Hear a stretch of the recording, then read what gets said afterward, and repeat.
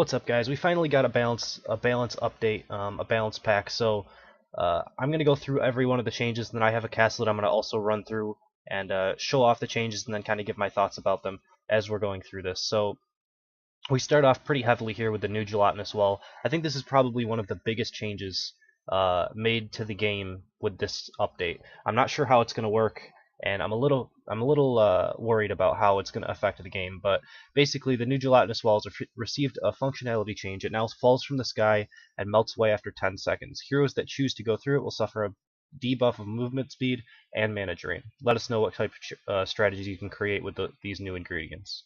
So let's jump into the game and remove the window there. Alright, so we're in game. I have a castle here that I just basically threw all of the changed items together. So the first thing that you can notice is that you can see the jelly wall. There's another one up here. I accidentally set this one off, but you can see it dripping from the ceiling before you go through it. So you can kind of see it before you get to it, which is one of the first things that is the case. And you can see that it disappeared after 10 seconds.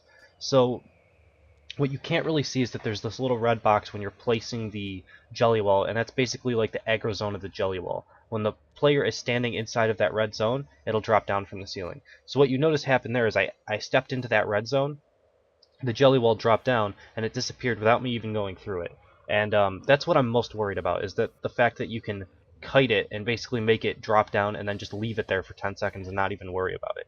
Yes, you might get timed out by certain castles, but it does make it a lot easier to get through, and it's kind of a waste of points when that happens. So you have to do something like put traps in front in order to force the person to either wait around and take damage, or force the person to go through it and get the mana drain and debuff like you want them to do.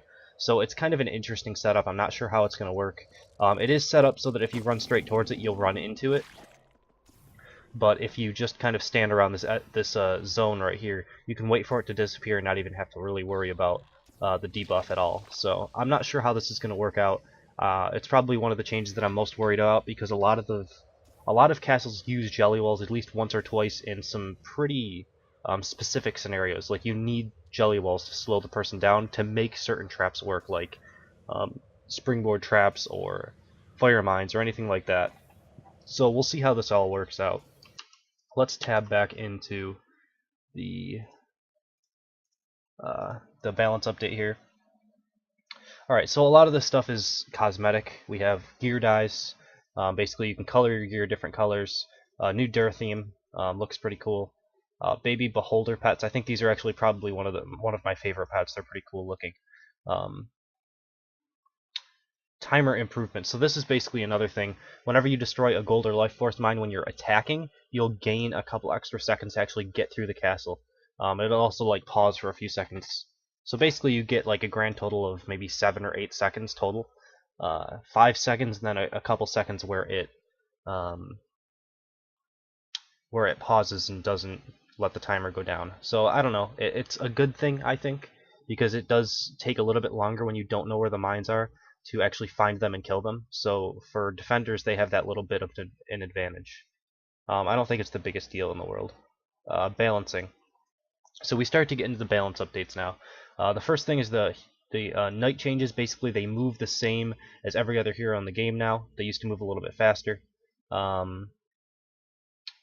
They had an invisible 30% damage reduction. I didn't really even know that, but okay.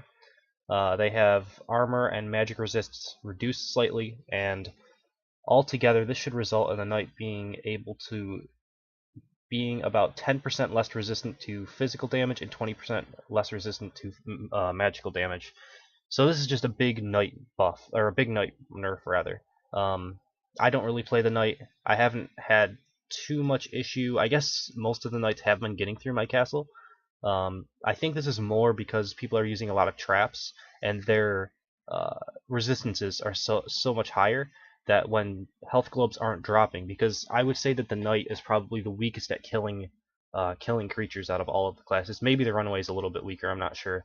I haven't seen her all that much, but when health globes aren't dropping, I think that's when knight's the strongest, is because he can get through traps, taking the minimal amount of damage from all of the classes combined. So, or not combined, but all of the classes like as a whole.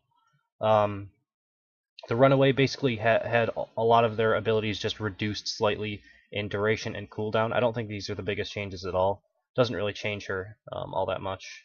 I'm not sure if they're necessary. I haven't played her at all. But yeah, those are in there. Pet changes. Pets were running too far off the screen to pick up items off the floor. Therefore, we reduced their pickup radius from 15 meters to 10 meters. This should result in the pets collecting loot within the view area of the hero. So that's not that big of a change.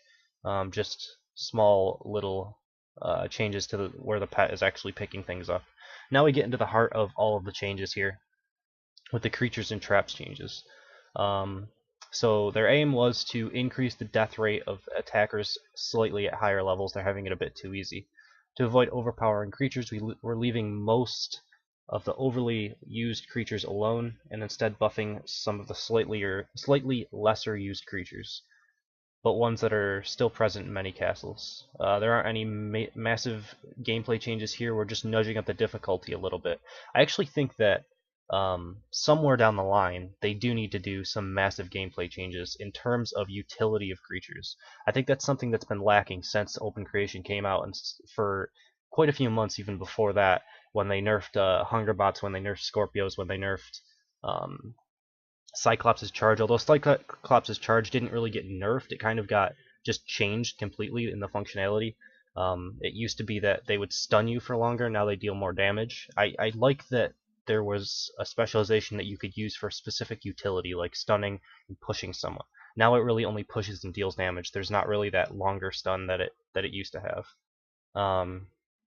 And I think that utility needs to come back to the game, because right now everything is basically just what type of damage I want to do in what way. And you just have to know how to get out of it as an attacker, rather than having some intelligent decisions on the defender's part, like setting up like a Hungerbot in a certain area, turned a certain way to be able to pull you as you're entering a room and stuff like that. I like that sort of utility, and I guess that sort of comes around with a jelly wall. I'm just not sure how good that's going to work.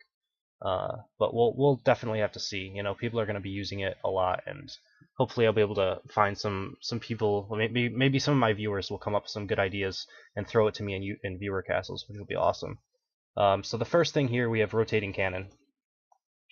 So all the variants, their cannon rotation speed was increased significantly from 45 to 150. And then basically each one of these got a lowered power cost reduction, and I believe point cost as well, so it's basically the same. So the 3-flame variant, which I think is the only one that you can really use, maybe on like the outskirts where you don't think a hero is ever going to travel, an attacker is ever going to travel, you could put like a 1 or 2 flame variant. But 3-flame variant from 5 to 4, it's still higher than ballistas, so they have to be a little bit better than ballistas. The problem is I don't think that they changed the way that the AI is going to react to them, and I think that was the main issue, is if you had any creatures inside of that flame radius, they would just walk outside of it, and their AI would bug all out. But let's jump into it. We can go over the ballistic change as well and just cover like 2 at a time. The ballistic cannon basically can be rotated now, so that it changes like how quickly it'll fire. So that's how creatures work, and now ballistic cannons work the same way.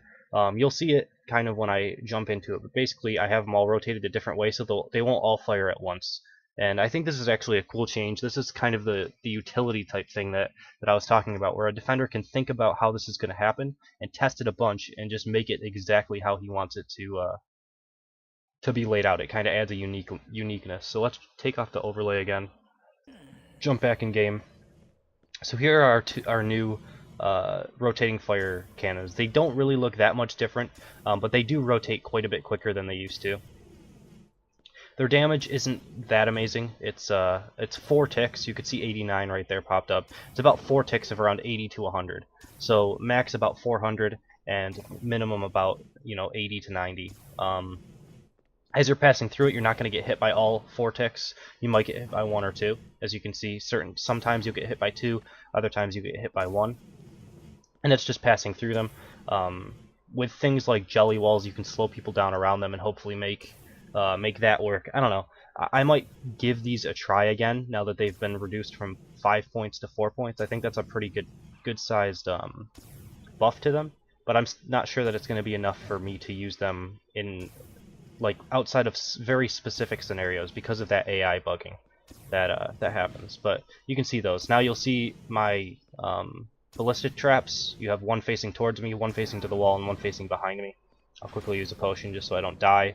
You'll see that they'll all attack at a different time.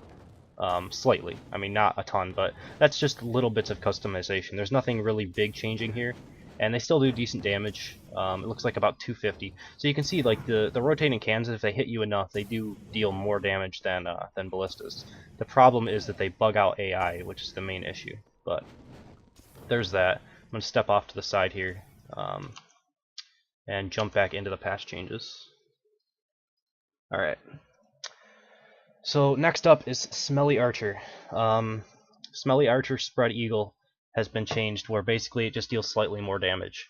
I actually haven't used Spread Eagle since they changed it from like 3 different bolts to like their, I don't know, it's like a machine gun now. I didn't even know that was even changed. When I looked at Spread Eagle, I looked at all of these changes before I did this video, and I wasn't even sure that it was a thing. Like I looked at it and I was like, what specialization is this? Am I actually on Spread Eagle? And I checked and I was, so it's kind of weird. We'll also take a look. Actually, I'm going to take a look at Smelly Warriors afterwards because there's a lot of stuff to cover.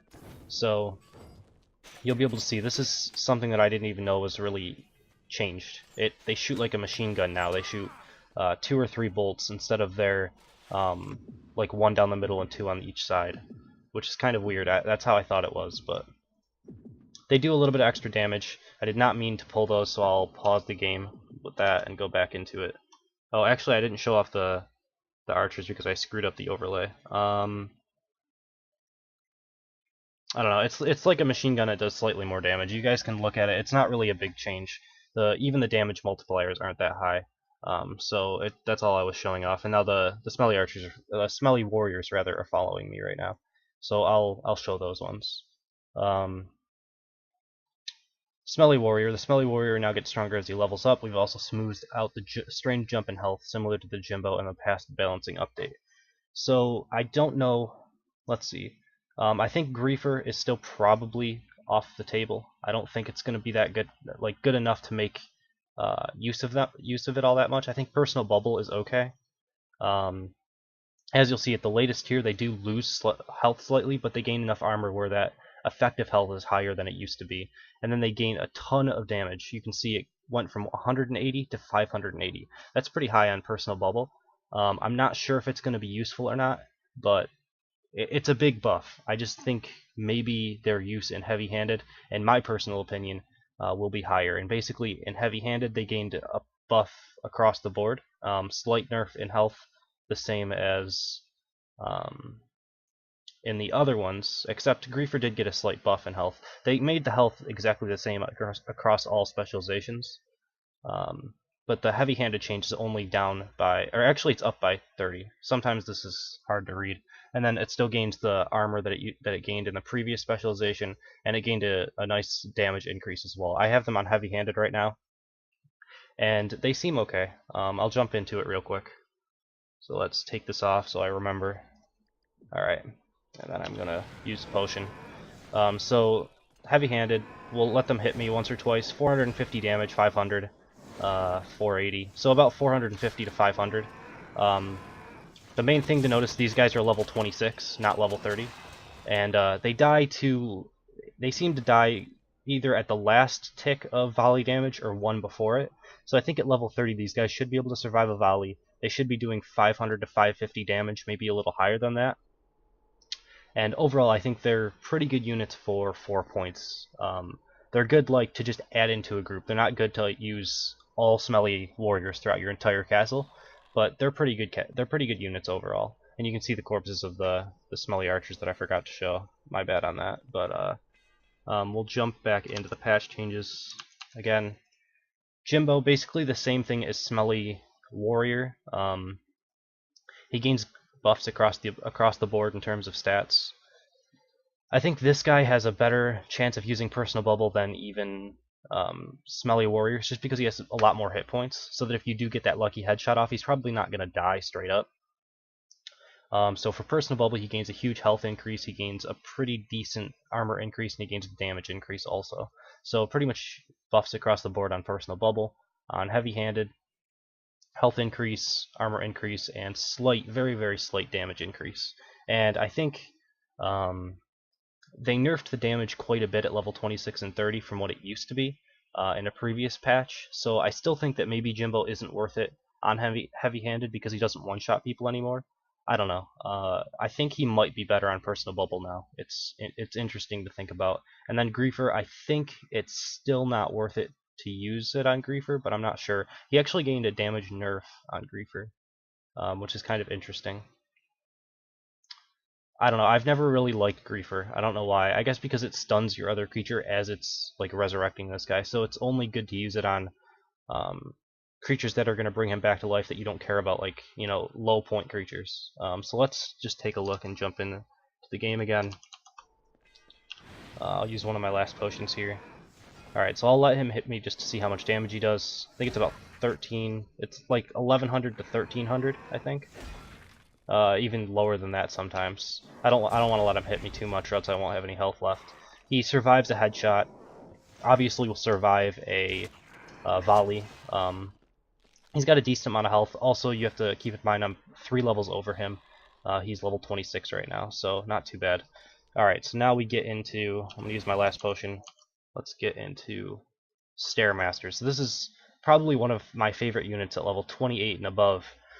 Alright, so let's just read this real quick. More buffs. Some of these are pretty large, so give them a try. The Ominous Orb version of Stairmaster had a bug at tier 4. This is the tier that I said that I started using it on. Every other tier I said that it was useless. So a bug at tier 4 where it was accidentally doing 10x as much damage. I thought that was because it hit tier 4 and it gained a big stat increase because everything at tier 4 gains some sort of an increase. And it could have actually been the case. Like, it could have been that they did that when they first designed the game. That was its tier 4 ability, is that it gained this extra damage, and they just sort of forgot about it. I don't know, or it really was a bug, but was 5 times slower as attacking as well. Looking at the usage stat, not many people seemed to notice that it was overpowered. Personally, I didn't think it was that overpowered. I thought it was better balanced than it was like in lower levels. I thought that they needed a damage buff at the lower levels and to keep it the same at the higher levels. But it's fixed now anyways. So also, multiple damage areas can overlap. This was inconsistent between Stairmaster and Imax. It may be too powerful this way, but we'll keep an eye on it. So in terms of Ominous Orb, it shows a damage buff, but it's actually a damage nerf because of that 10x. It used to be doing something like 760 if that was the old, since they said it was doing 10x. So it would have been doing 760, so it's a pretty huge nerf if that's the case. I don't think it's slightly that big I don't think it's actually was 760 though, because just looking at the stats now, well, because I already looked at them, they're doing like around 80 damage, and I think they used to be doing around 100 or 200. So I don't think it was that big. They also gained some resistance increases, which I don't think are that big of a deal. Displacer gained a damage buff, armor and magic resistance buff as well, and the tier 1 through 3, so the earlier tiers, their fire rate was increased slightly. Eyeline gained slight damage buff. I still don't think that the eyeline on Stairmasters can be used, just because there's no way to reliably make it hit, and you need so many of the eyeballs to actually hit the person to kill them that it's really not worth it. Like, you need 3 Stairmasters all to be in a line, and then you need a Hungerbot to pull the attacker through them in order to kill them instantly. And without killing them instantly, I don't know that it's actually worth it. They're so slow that it's too hard to make them hit. So let's jump back into the game. So I'm really kind of unhappy with this change just because I liked Stairmasters the way they were.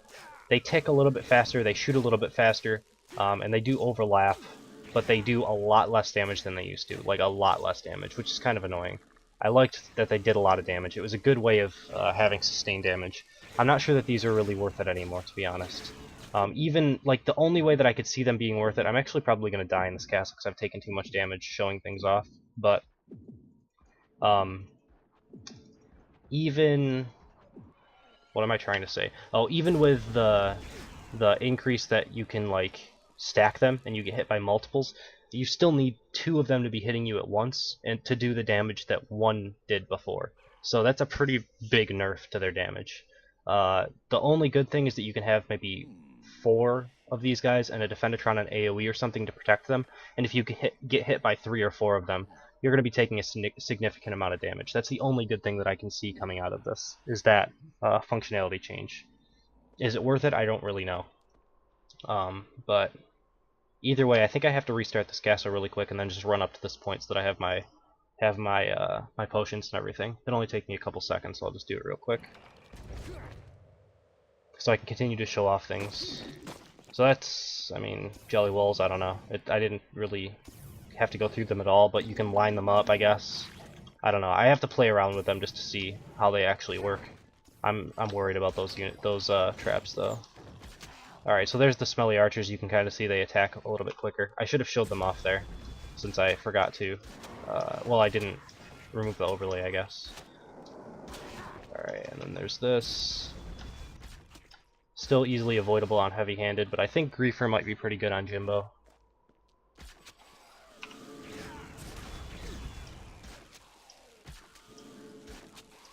And then there are your Stairmasters. Alright, and then we will jump back into the patch notes real quick. Okay, so Imax. Very slight decrease to Ominous Orb tick speed, but the damage areas can now overlap. Scaling was off the 3rd version compared to the creature cost, so we'll see if this massive damage increase is too much. Okay, so Ominous Orb. I looked at Ominous Orb first. It's pretty much the same as it used to be. There's not really that big of a difference. The tick speed, you don't really even notice it.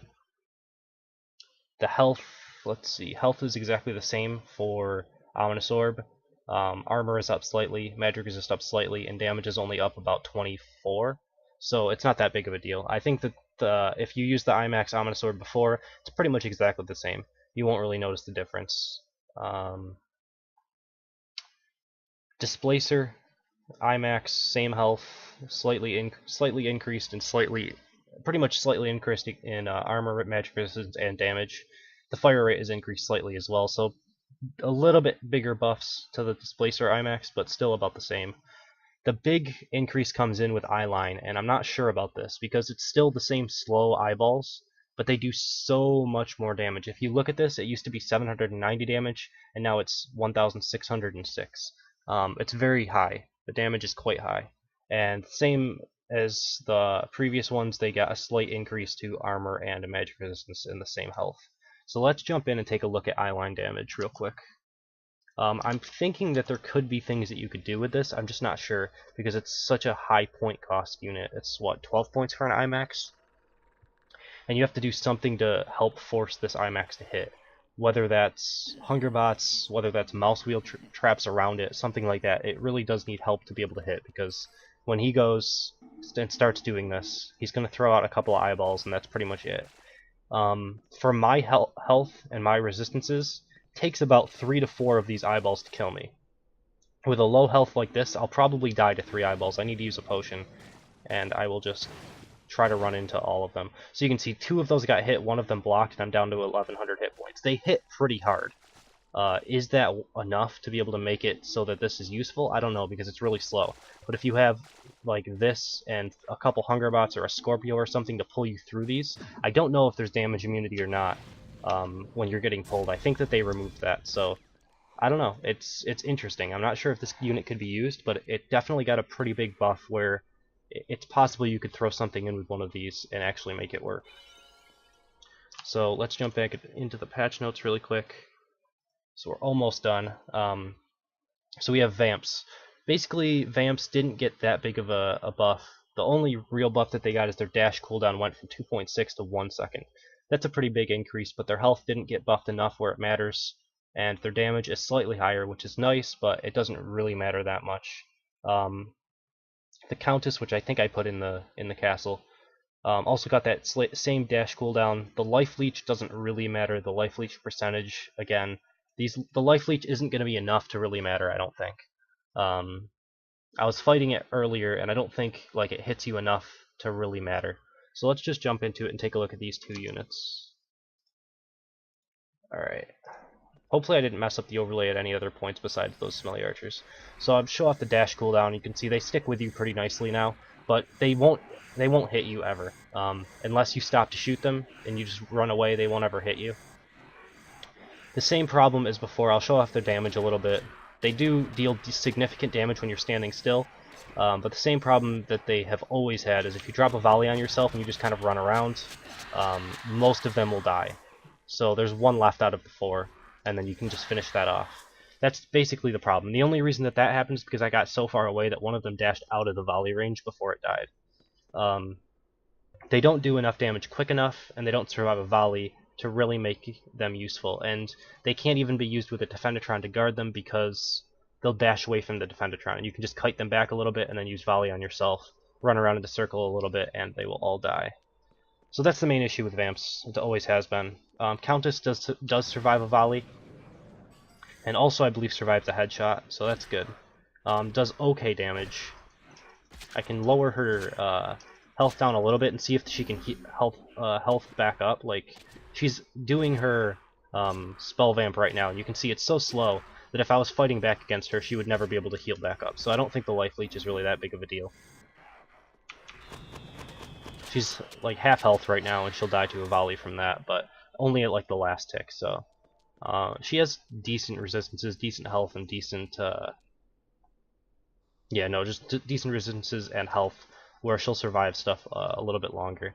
Alright, there's only one change that I wanted to go over after this, because I think derps, they're always going to be useless. Snouters actually can be okay. They do a pretty good amount of damage now from what they used to. They have double shot at these lower levels, that's why it used to go down, and they basically just stay the same in terms of damage now.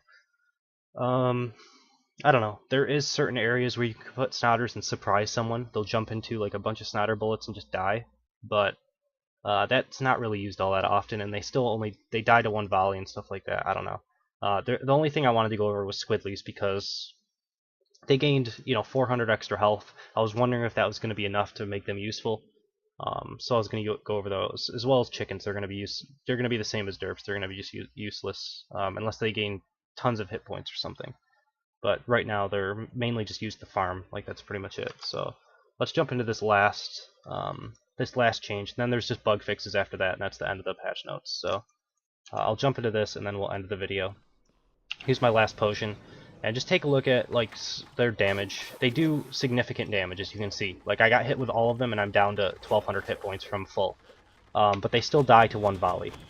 So they're good with their damage. Like, their damage is high enough, but their health still dies. I don't know. They could be used with Defendatrons to keep them alive. They might be good against Knights. I don't know. They have decent damage, so there's maybe certain scenarios we could throw a bunch of these things in, either like at the other end of some springboards, so you get thrown into them and take that damage, or with Defendatrons, or against Knights or something like that, where they could possibly be useful. But again, anything that can be one-shot volleyed very easily is usually very hard to use, and use well, because it's just like wasted points against an archer. Same as a mage could one-shot them as well. So that's pretty much it. I've been talking for a while about all of these changes. I don't know, it could lend to some interesting strategies coming out of it. I'll be interested to see if anyone has a castle done and wants to shoot me an email at frenzycastleruns and have me run their castle. Right now I'm going to pause viewer castles for a little bit just to let people rebuild their castles that might have already wanted me to. But if you have your castle done and you want to shoot me an email and let me know that specifically that you have it done for this patch, then I might run it a little bit sooner than I'm planning to. I'm probably planning on taking like a 1-week break from viewer castles just because I'm waiting for people to build their castles, and I'm going to probably build one of my own as well. I might do some testing first, and then probably tomorrow or the next day I will try to build a new castle and see if it works. Might not work at all, but I'll try some newer things out. But that's pretty much it. You guys can see this jelly wall. There's the aggro zone right there that I was talking about, that little red zone. Don't know. I don't know how all of these changes are really going to work. Some of them seem okay. Some of them seem like Stairmasters seem like they got kind of a nerf, even though they said they got a buff. We'll have to see. So that's pretty much it. Thank you guys for watching. I hope you enjoyed it, and I will see you next time.